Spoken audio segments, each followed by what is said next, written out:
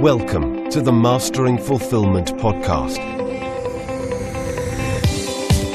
where we focus on bridging your success with fulfillment in your personal, business, and spiritual life. And now your hosts, Scott Berry and Joshua Wenner. Welcome back to part 2 of Courageously Uncomfortable. When you start to hit those uncomfortable blocks, the being gentle with yourself and then to feeling it is not always, first gut instinct in where to move and how to move through, especially with maybe type A people that, almost the example that you gave before says like, well, I'm just going to trudge my way through it. When it starts to get uncomfortable, it's like, okay, how do you allow yourself to really feel and move through that uncomfortability, maybe even in a different direction, right? Totally. I think that's what becomes the practice. That's what's uncomfortable. That's another example of courageously uncomfortable. Do I have the courage to, when I feel like avoiding, do I have the courage to observe that I'm avoiding and step into that feeling and just to feel whatever's there? And I'm finding we've never really been taught to deal with a lot of this, but I feel like that's the heart medicine, The heart medicine is our own heart. So anybody who's listening, your heart will set you free. All the answers you seek are already within you. It's just developing a relationship with feeling the self and feeling and learning to follow that, trust that flow. And a lot of times we have to make mistakes. I find I still make a lot of mistakes learning that's my flow. I don't know your experience, Scott. Do you find the same thing? It's kind of like you find your flow and you find it and then you learn that was my flow and that wasn't my flow. I realize sometimes I actually don't have that cognition or that recognition until, after I've already started it, until I've actually jumped in the water and then all of a sudden the clarity, starts to come in. Well, I think that's another really good point. I'm glad you brought it up. That's the challenge is a lot of times what happens is we grow and then from the new point that we have, we look back and see where we were. And then a lot of people, I see this with perfectionists, and I've had some of this myself, is that tend to beat themselves up for what they didn't know. Like I have a friend who's been creating films, and he keeps beating himself up and never finishing a project because he keeps advancing, and then he beats up where he was, and then he beats up. So it's like he's the never-ending chase your tail type of thing. But I think you bring up a good point. It's like, how do we keep growing? It's back to the same 4 levels of conscious, unconscious, conscious, that whole levels. I think that's that same thing. Like you went from unconscious to conscious, unconscious conscious, and you're like, oh, that's where I was, or that that perspective. And I think it's so powerful for people to really just again, this is our whole focus on this one is courageously uncomfortable. How do we live courageously uncomfortable?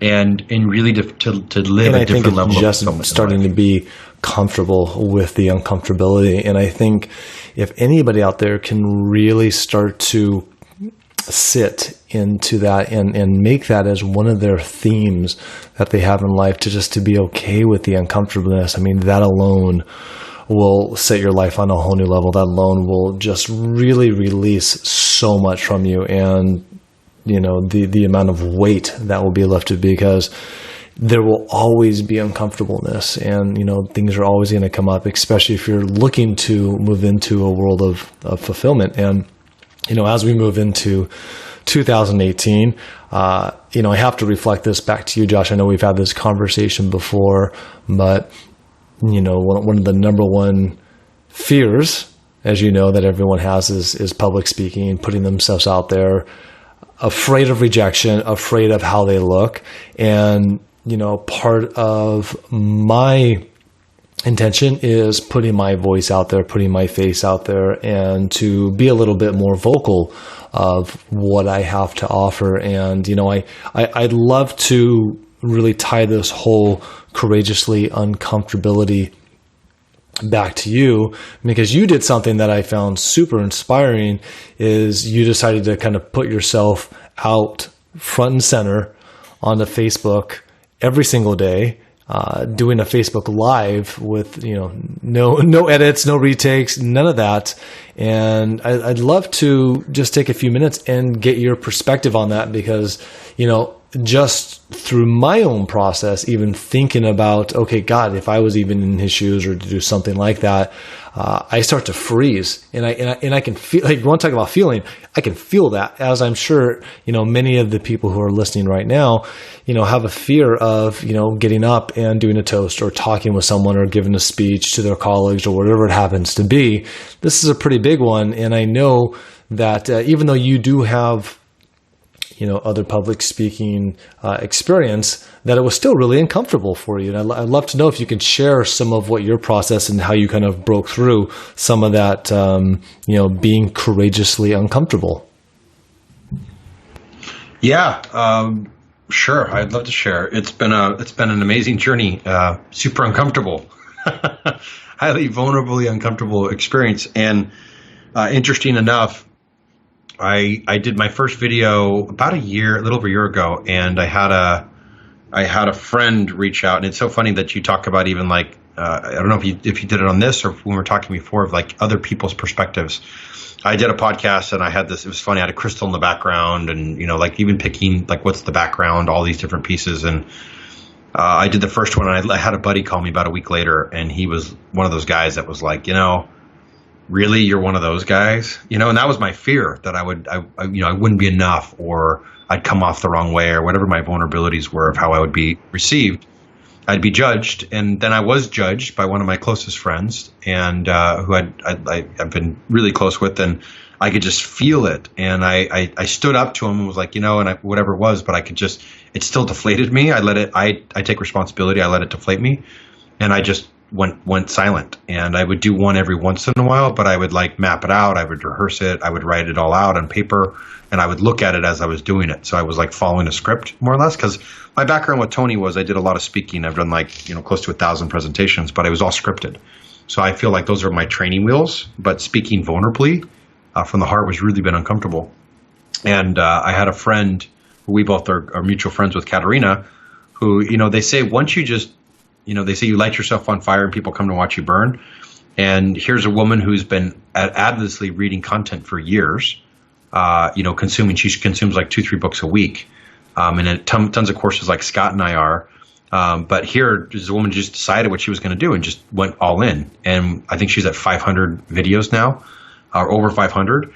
But I watched her doing it, and I watched her transformation online, and I watched her build an audience and a very successful business. And so she inspired me because she was making more money than I was making in doing this corporate stuff, and my passion was personal development. So it's funny. The reason I'm saying this is she had to have the courage to put herself out there and not care what other people thought, if you will, and focus on those one. And one of the people that affected was me greatly, because her living her dharma, her living her light, inspired me to step up more.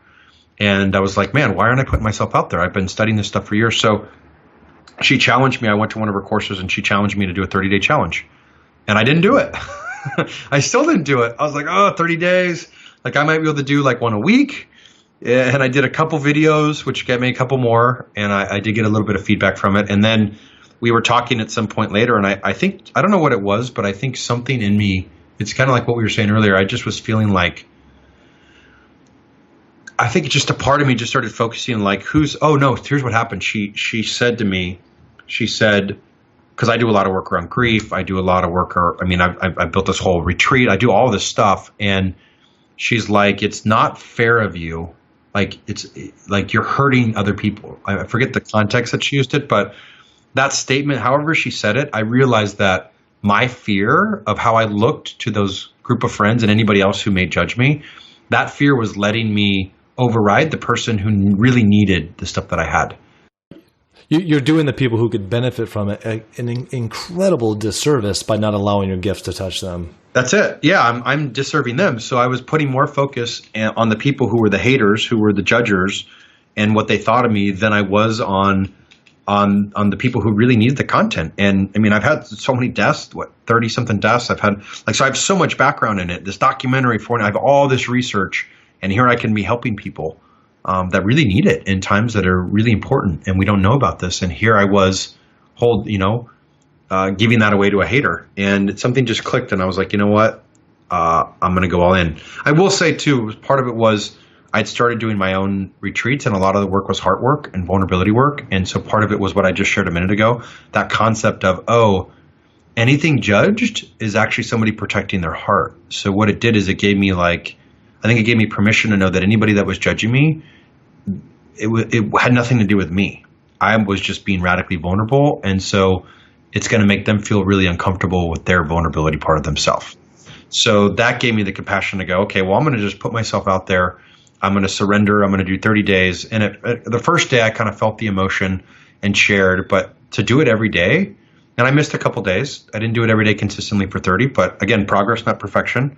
And I started doing it, but I got to say it was definitely after like the first day or two, I had the momentum. I was like, okay, I got this, and I got this, and I got this, and people were responding and commenting, and I got some good momentum. And then after like the first 4 days, I didn't know what to say, and I literally had to just start to surrender and trust and be like, okay, what am I feeling today? What's coming up today? And I would just turn on the camera, pick a topic, and go. And I remember there was one video where literally I was like, oh, I have these cats, and I did a video about the cats, and I was so uncomfortable. I got done, and Katarina, I was like, I got to delete it. It's so like, I just thought I was really judging myself. And she's like, just wait. And she actually was very empathetic with me and said, you know what? I did the same thing. I've been in your shoes. And some of the videos that I wanted to delete really touched people. She's like, just wait. She's like, leave it there. Trust, surrender, have faith. Like, we're perfectly imperfect, and kind of reminded me of my own advice, if you will.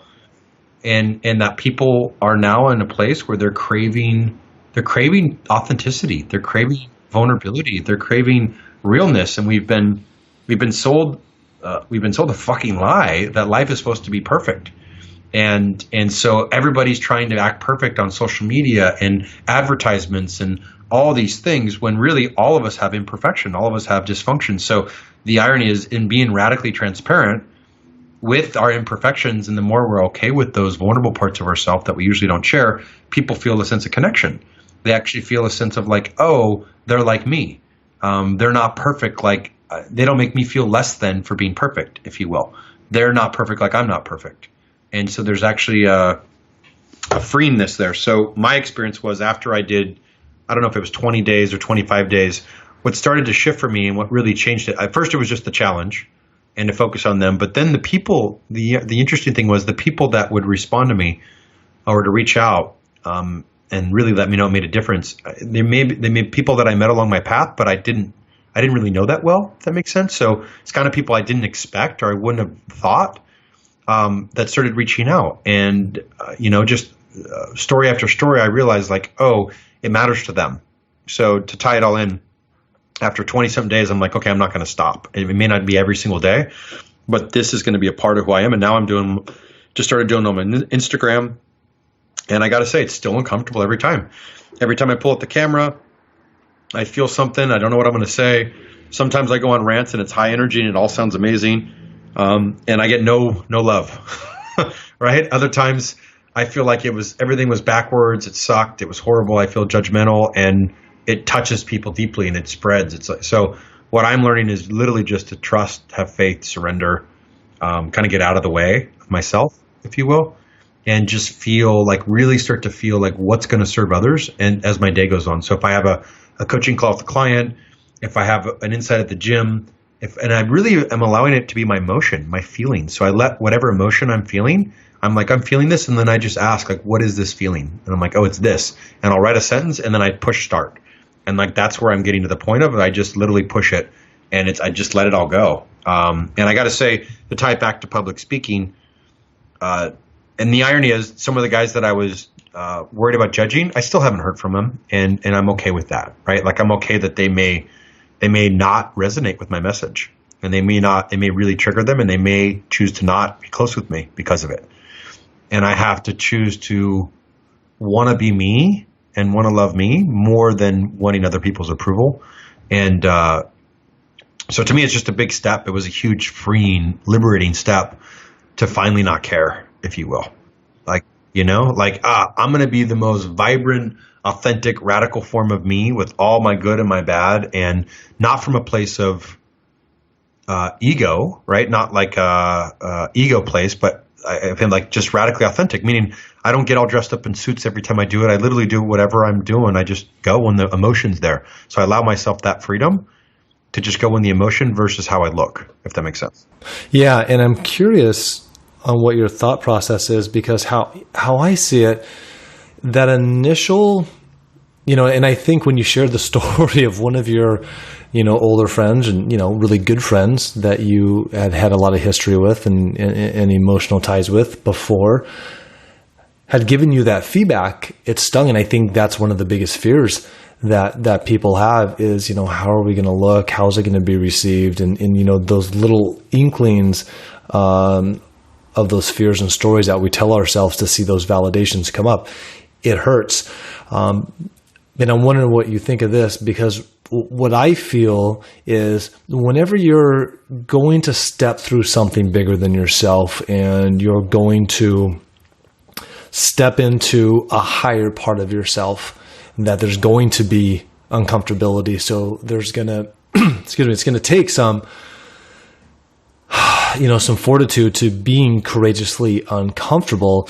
And that I almost feel that in order for you to kind of move past that as you're stepping more into your own, legacy work, your own passion work, that there are going to be these areas that are going to challenge you, so you stay on your course. And so I think part of what his role in your life was for you to ultimately kind of like get back into that zone and to, kind of like really reframe. Now, obviously he wasn't a trigger right then and there. Like he actually kind of like pulled you apart. But I also think that there's almost this expectation of, look, we're going to be super challenged and to almost expect some of this.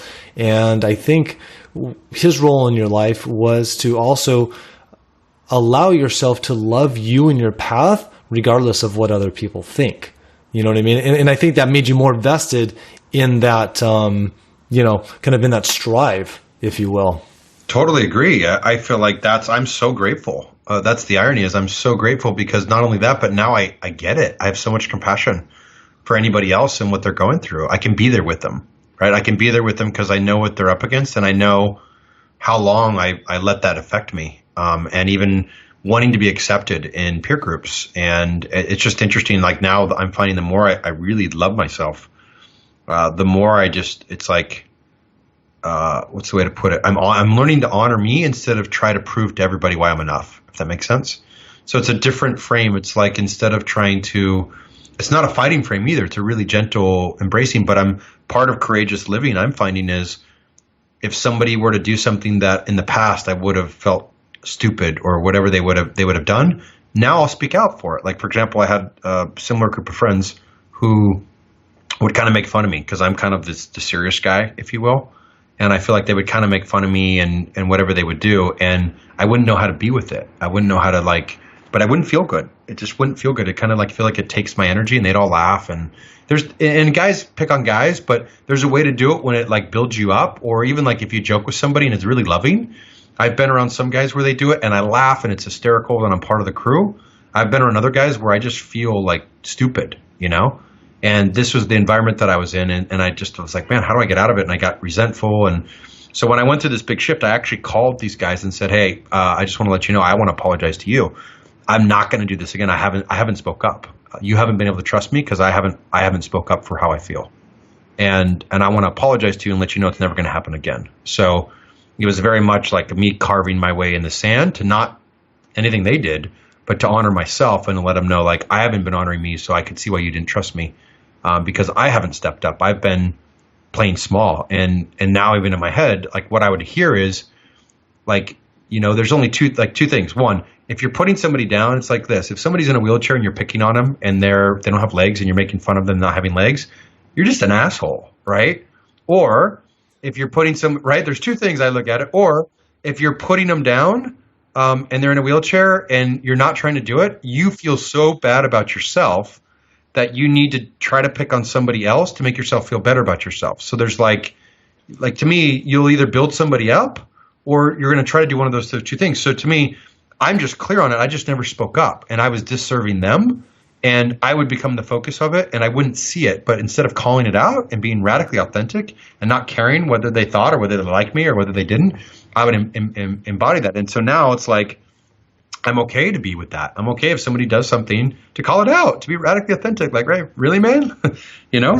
And I think that's so I think this topic of becoming radically, courageously uncomfortable is, how do we follow our heart no matter what's showing up? How do we honor ourselves and protect ourselves? And just to what you said earlier, if it's our higher self guiding us on a mission, how do we honor that mission versus letting other people's opinions of us, which is they're going to get it. We're going to get a lot of judgment. We're going to get the people who we wanted their acknowledgement, and they're the ones that judge us, and it's going to happen. So how do we, I like how you said it, they're just a test. They're a test to see if you have the faith and trust in yourself, or they're almost pushing you towards it to break through. It stems from self-love, the self-love for yourself, and the self-love to honor your own path. And, whenever somebody comes up and there's judgment about something that you're doing and it hits you, it's because of self-love. Because if you were up there and you said, you love to snowboard, and you're like, I just went snowboarding, and I just had the most amazing day. And, somebody pinged you back and said, you love that thing called snowboarding? And you were so dedicated toward it, you wouldn't care what they thought.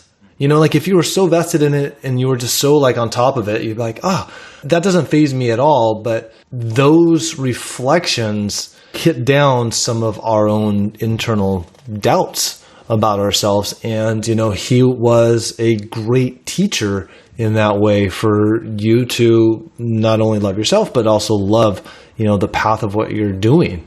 Because I think when people really start to get on the path of working into their legacy work and doing their purposeful work, you almost have to expect that people are going to challenge you. I think if you don't have that, then I don't think you're really putting yourself out there that much, right? Just like if you're not getting yourself too uncomfortable, you're not stretching yourself and you're really not growing that much. So when you do come across these people and these things, and where I've seen this so much, and I'm actually working with 2 clients on this right now, is when those other people are family. And that one's really tough because for friends, you can say, okay, look, 95% of the people that come into your life over a given lifespan are not meant to be in your life forever. They're going to come and go, and hopefully you grow from those relationships, but not always. And so, if you have friends that aren't necessarily supporting your highest or where you're going, then you can just love it, acknowledge it, and say, okay, that was my time with that relationship. It may come around again, but, I'm going to lovingly just move on from it. Now with family, it's a whole different ballgame. And when you go back to that episode that we mentioned earlier about decisions, when is the time to, divorce these other people that aren't necessarily serving you? Now, you don't throw the baby out with the bathwater, the first, kind of negative thing or challenging thing that comes. That's there to help you grow. But at what point do you want to make sure that your environment is sufficient enough to keep you going onto that path? But it's really tough when I've seen it with family members, because that seems to be the most challenging, because there's so much history of who you used to be. And the more that you grow and the more that you're expanding yourself or moving into new light or new directions, old friend groups, old paradigms, old family, they don't understand that. And it's not because they're bad people. They're just like, well, the Josh I know, this is the mold that they fit, and going someplace else, I don't understand that. And so you're going to come across quite a bit of that. And I think if you start to move forward into this world almost with the expectation that, oh yeah, it's going to come through, that when it does come up, and because you've already kind of gone through this mental process beforehand, before you're actually in a triggered state, you can see it, you can acknowledge it, and you can feel into it without having to be super reactive about it. Yeah, I agree. And I also think I know a man who did some deep forgiveness work after, this was even before I did the retreats, and he hadn't talked to his dad in 16 years and his brother in 14 years. And his dad, it was just reaching out, and that was okay. But his brother was really challenging, one of those relationships where he would just start fights each time. And we were having a conversation, and one of the things I asked is, do you want a relationship or do you not? Like, do you want it? And really getting clear of like, do you want him in your life, and what is that worth? And again, what had shifted the families, his mother had died, and she was the glue that held everybody together. And after she died, families either usually bond together, they break apart, and their family just totally fell apart. And he's like, you know what, I want him in my life. So he made a decision, back to a decision at that point, that he just wasn't going to play anymore. So what that meant is he wasn't going to be disrespected, but he stopped responding. So he would spend time with his brother, and his brother would go into his, bashing routine is what he typically did to him. And he just wouldn't respond. He'd act like he didn't hear him. He just wouldn't respond. And then he'd just say, I'm not going to respond to that. If you want to hang out and have a good time and get to know each other, we can. If not, like you could say what you want, but I'm just not so he didn't play back, I guess is the point. And what happened is his brother did it for a while. And at some point, because he wasn't playing back, he started to shift. So it's almost like the old identity that he was, as he kept trying to get a response and wasn't getting the same response, at some point he had to change his approach because it wasn't working anymore. And he moved from a place of anger and kind of fighting and picking on him to actually building a relationship and being vulnerable. So he kind of conditioned him where to go. So I definitely think it's not every case, right? There's every case is a little bit different, every relationship a little different, but I think there's sometimes, I guess a self-reflective question is to ask, as a personal level, or how much do we have involved and how much are we still playing, right? If a relationship's not working, how much are we still engaging in co-creating that? Mm-hmm. And is there a way that we can guide the relationship, say, hey, I want a relationship regardless, and I'm just not going to play any of these areas that don't work? Yeah. Are we able to step in a new space? And sometimes it may work, sometimes it may not. So it's another perspective on it. But I agree with what you're saying. Yep, absolutely. And then so as we close out this whole conversation about being courageously uncomfortable, I just have one last or a couple last questions to ask you. As you were doing those Facebook Lives and really putting yourself out there, did it get easier? Did it ever get to a point where it wasn't uncomfortable, or is it still uncomfortable, or is it a different type of uncomfortability? Yeah, great point. I think it's a different type of uncomfortability. I think it's still uncomfortable. Like if I do one tonight, I might just do one because there was a lot of good juice we got from this. That's kind of what it's become, is when just things are topic or good topics come up, I get inspired and then I go on a rant, and or I share or I feel my heart. But I more feel and think about who could benefit is kind of how it shifted. Mm-hmm. So it's we're talking about something, then I'm like, who may be out there that's struggling with this right now, and who may need to hear this message. And so that part shifted. I will say also, now I'm finally getting engagement, which in the beginning I didn't feel like. Now I'm getting a lot of engagement, where if I do a Facebook Live, I get a lot of people respond. And for me, it could be 10 or 15 or whatever it is. But even that, it's like there's the same people that I see again and again. So I think I'm building a community, if that makes sense. And so now that I'm starting to build it, I'm starting to feel the same people. And then a big thing that really shifted it for me is I went to an event that I spoke at, and there was 350 people, but a number of them happened to watch my Facebook Lives. And I probably had 20 people come up, and I do it for them too. So I do the personal training for them, and I had 20 of them come up and let me know. And I think that the point is, we never know who we're affecting. When we do Facebook Lives, so much of the time, not everybody comments, likes, or even sends you a message, but there could be people who are really affected that listen on a regular basis, and you really do touch their lives, but they don't say anything. It's just not how they're wired. So that's really gave me another perspective. Wow, so a lot of the people I'd never heard from, I didn't even know who they were, and yet they were telling me that the videos make a difference. I had somebody say that they bookmark online, and I think some of those stories, but I had to withstand it. Right, it took 30 days plus, because not everybody sees your stuff.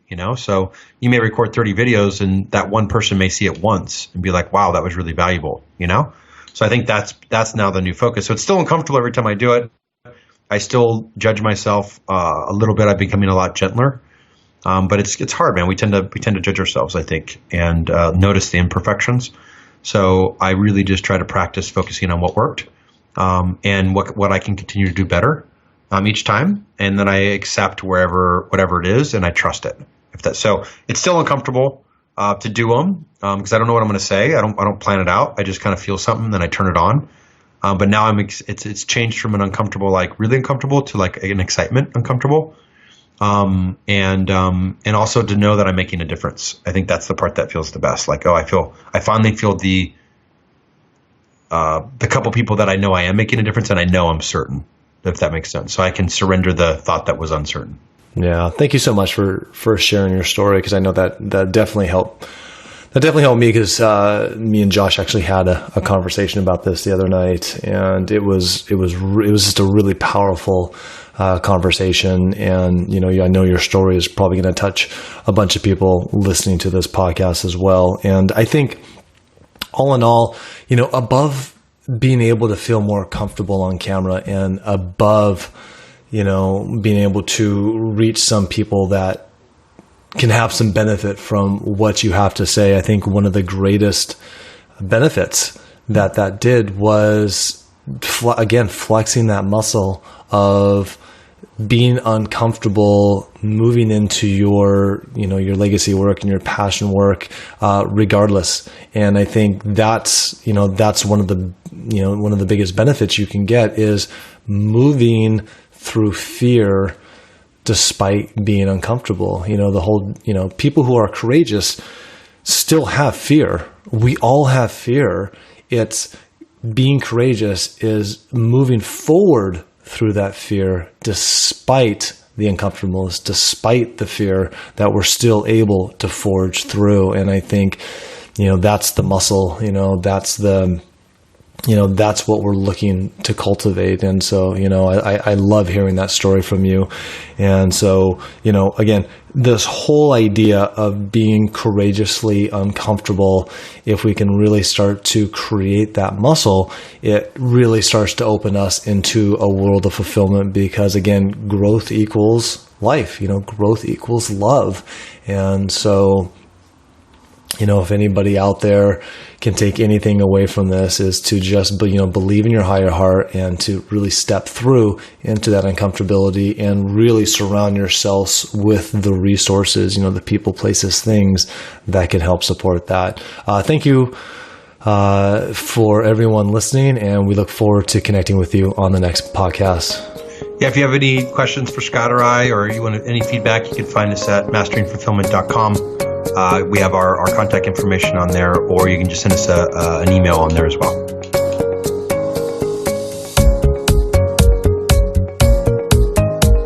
Visit us at masteringfulfillment.com for other podcasts such as these. Or if you're looking to take your personal fulfillment to another level, feel free to get in contact with either myself or Joshua Warner.